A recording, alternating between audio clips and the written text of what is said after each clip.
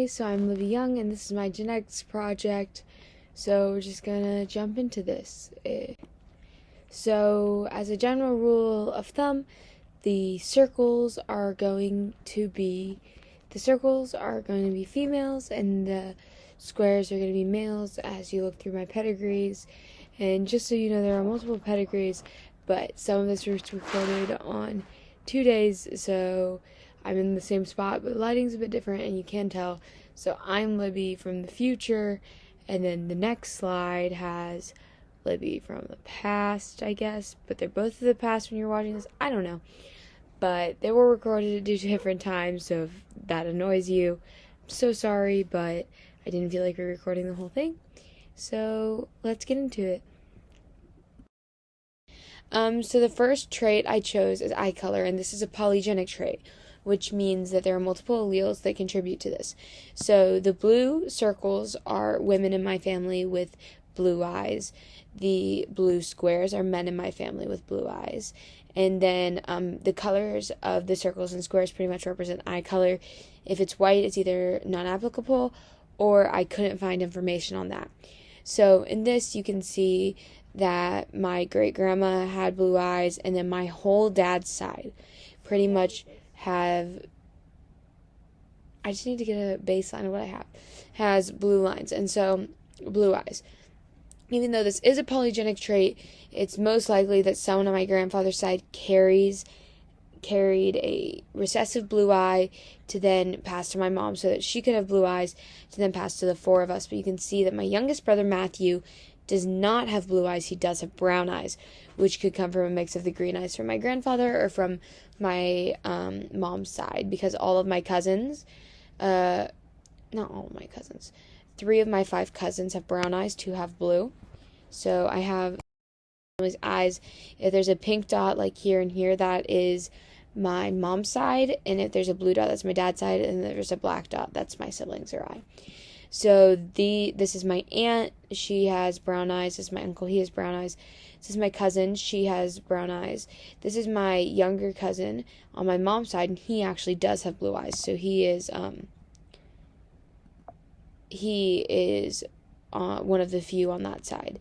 This is my grandmother. She has brown eyes. My grandfather has brown eyes. This is my dad. He has blue eyes. Cousin, brown eyes.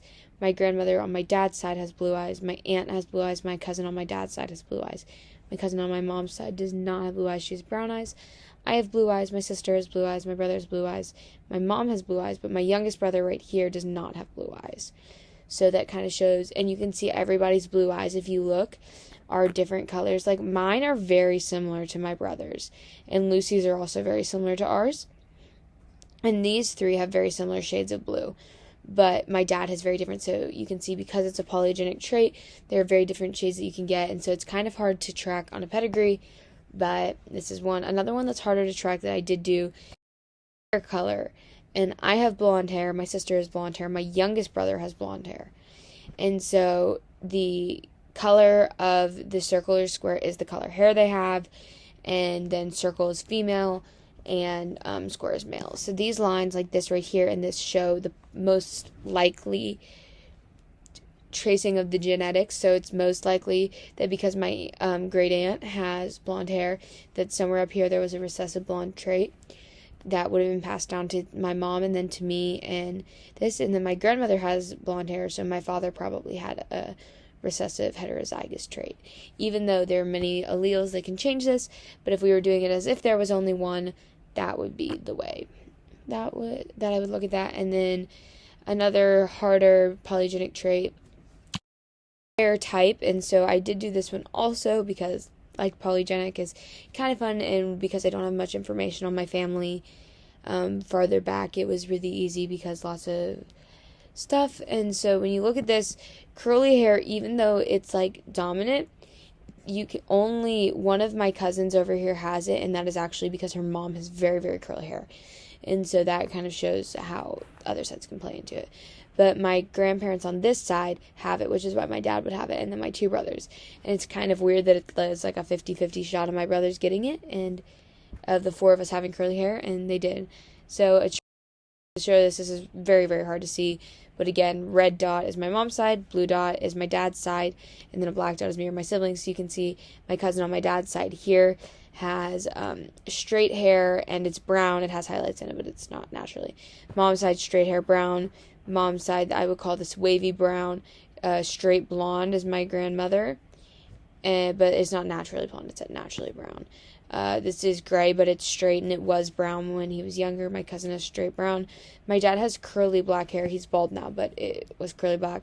My brother has curly dark brown. This is my cousin who I was talking about, who has my aunt's hair, and it's curly brown. This is my uncle. He's kind of bald, but you can see it's straight brown. Curly blonde is my little brother. Mine is blonde straight. My mom's is blonde and straight. My sister's is curly blonde.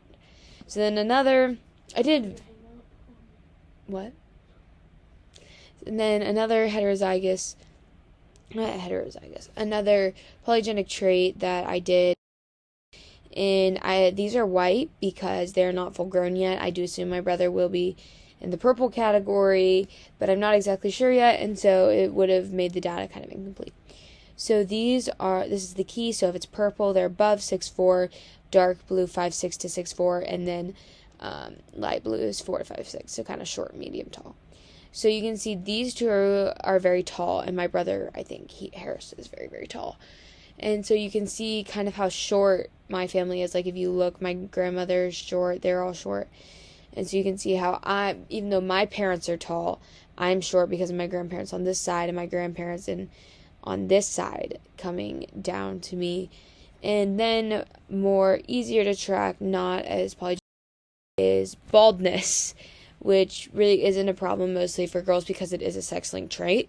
And so it is on the 23rd chromosome, and it is something that mostly is a male trait, and you can actually see that in my family, that my dad has it, my grandfather had it, my two great-grandfathers on my mom's side, and then my uncle all have it.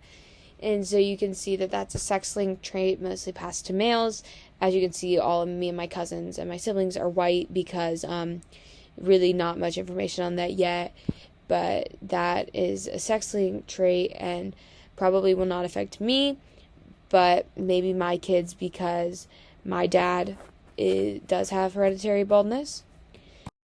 Just some images to show height and baldness a little bit. If this blue is on them, they're in-laws, so they count for my cousins, but for me it doesn't really help. My grandfather, if they have this black circle around their head, they are bald. So my uncle, my dad, my grandfather, and you can see our heights kind of like, I'm pretty short, she's really short. My cousin, she's a freshman in college, and she's not very tall. And then my grandfather's fairly tall, and then they're all short, and we're kids here, so this doesn't really count, but for them. So yeah, and then everyone in my family is right-handed, and that being the dominant trait, my kids will most likely be right-handed. Now, I wasn't exactly sure how to do this part, but so back to me, I'm the future one, the later one, but this pedigree is a little bit different than the others because it's amount of fingers, and that sounds like a really, really weird thing to have a pedigree on, which I thought it was too, but today in class we were looking up dominant recessive traits, and I was like, oh, most things about me are recessive. But something I learned that is another thing about me recessive is 5 fingers. Having 6 fingers is actually dominant. But no one in my family has 6 fingers, so it does make sense that I have 5 fingers on each hand. So this is just my family, and then down here, Libby, that's me. So this is a little bit more of kind of a fun pedigree, but just so you can see, like the right-handedness, it's kind of the same where everybody just is in this sense, the recessive. Nobody has any of the dominant traits, so I would assume, I can't necessarily make guesses, but I would assume that the majority of my whole family are homozygous recessive, making all of us like that. So yeah, 5 fingers.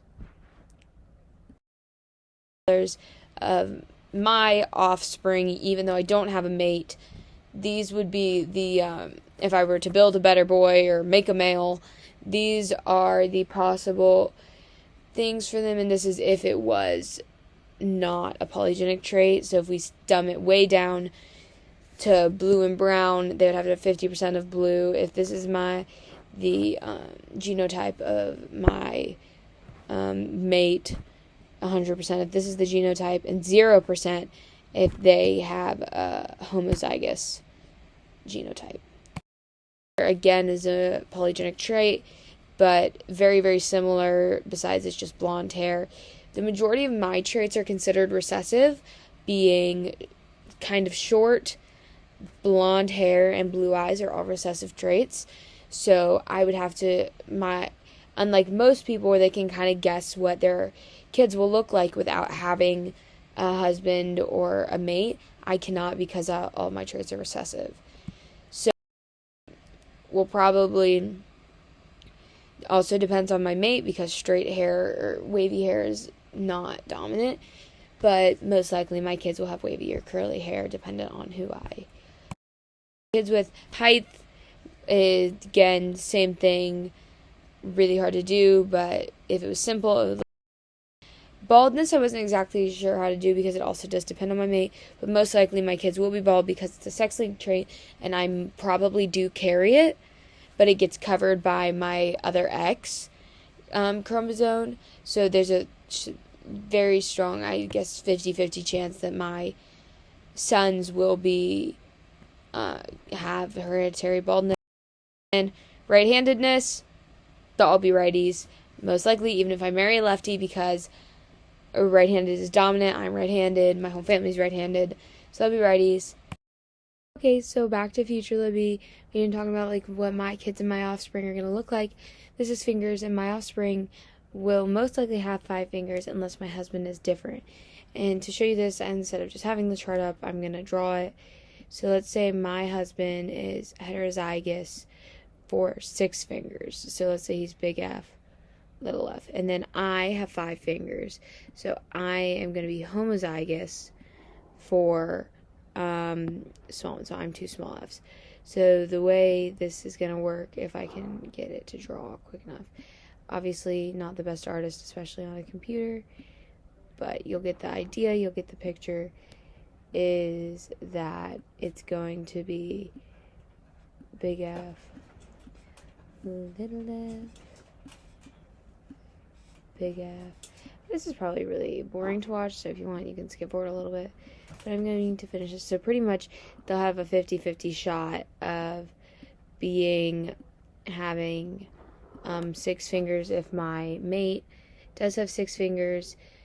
But if I were to change this to a big F, they would have a 100% chance of having 6 fingers. So, I mean, I don't know what it's going to look like, but something that is probably good to mention, I know this is towards the end now, but the majority of my traits are recessive, so that means I can't just expect that my kid will look just like me, because my traits are recessive, and so it does depend on what my mate has that makes that. So that's why I've kind of had to show a little bit of everything, because I can't just guess. So yeah. Okay, back to past me, I think. I lied. Not back to past me, still future me.